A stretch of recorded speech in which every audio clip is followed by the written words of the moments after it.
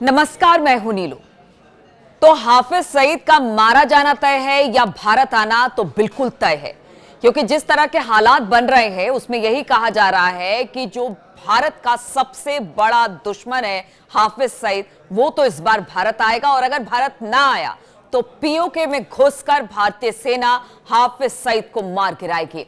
जी हां, पहलगाम हमले के बाद भारत पाकिस्तान के बीच तनाव बढ़ गया है, जिसके चलते भारत ने सख्त कदम उठाए हैं।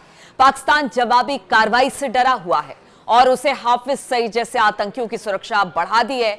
जिस तरह से पाकिस्तान के खिलाफ कार्रवाई की घोषणा करके भारत चुप है, यह बात पाकिस्तानी फौज की नींदें उड़ा रही है। भारत ने पाकिस्तान के खिलाफ कई सख्त कदम उठाए हैं, जैसे सिंधु जल संधि को रोकना, पाकिस्तानी विमानों के लिए अपना हवाई क्षेत्र बंद करना। जवाब में पाकिस्तान ने भी ऐसा ही किया।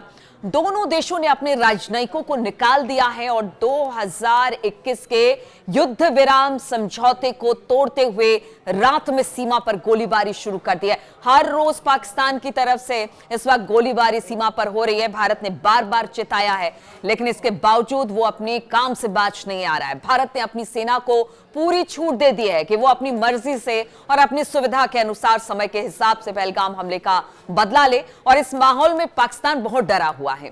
उसने हाफिज सईद जैसे लश्कर के आतंकियों की सुरक्षा बढ़ा दी है। एक वीडियो आया था जिसमें लाहौर में रिहायशी इलाके में हाफिज सईद को एक जेल बनाकर रखा गया। कहा तो ये जा रहा है जेल है, लेकिन बड़ी रईसी के साथ हाफिज सईद वहां पर रह रहा है। सीमा पर तनाव को देखते हुए पाकिस्तान अधिकृत कश्मीर में मदरसे बंद किए जा चुके हैं, स्कूलों को ट्रेनिंग कैंप बना दिया गया है, खाने पीने की चीजें जुटाई जा रही हैं।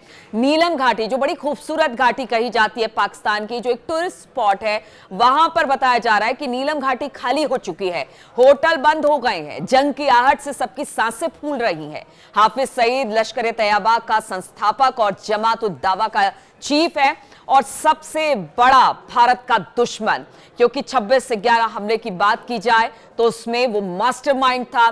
कंधार जिस तरह से प्लेन हाईजैक मामला था उसमें उसे छोड़ा गया था, तब से वो भारत के नाक में दम किए हुए हैं। भारत बार बार चाहता है कि हाफिज जैसे गुनाहगारों को भारत लाकर सजा मिले, लेकिन ऐसा नहीं हो पा रहा है, क्योंकि उनके आका जो है आईएसआई खास तौर पर परिचय दे रहे हैं हाफिज सईद को। वो इस वक्त पाकिस्तान में, सब जानते, तमाम सबूत सौंपे गए, लेकिन पाकिस्तान है कि वो फिर भी अपनी हरकतों से बाज नहीं आ रहा है। वो किसी तरह की कार्रवाई हाफिज सईद को नहीं लेकर कर रहा है। उसकी सुरक्षा के लिए पाकिस्तानी खुफिया एजेंसी आईएसआई और सेना ने मिलकर स्पेशल सर्विसेज ग्रुप यानी एसएसजी के कमांडो तैनात कर दिए हैं।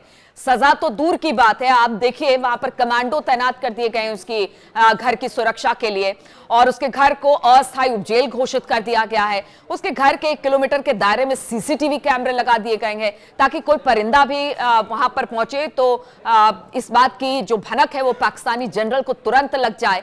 पीओके में हालात और भी खराब है। सीमा पर तनाव को देखते हुए 1000 से ज्यादा मदरसे बंद कर दिए गए हैं।